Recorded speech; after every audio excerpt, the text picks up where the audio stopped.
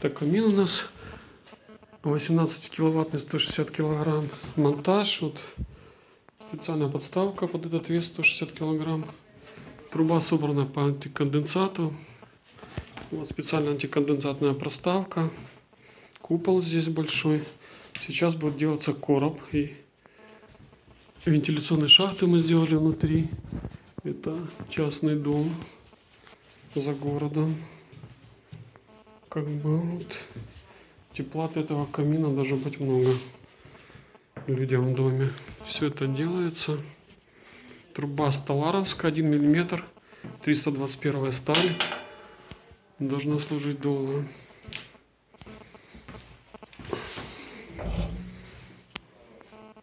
Большая топка, зольный ящик. Там задняя двойная стенка. Вот это камин краткий, 16 киловаттный. Монтаж, все быстро делается. Залита монолитная плита, чтобы он не сыграл со временем этот уголок.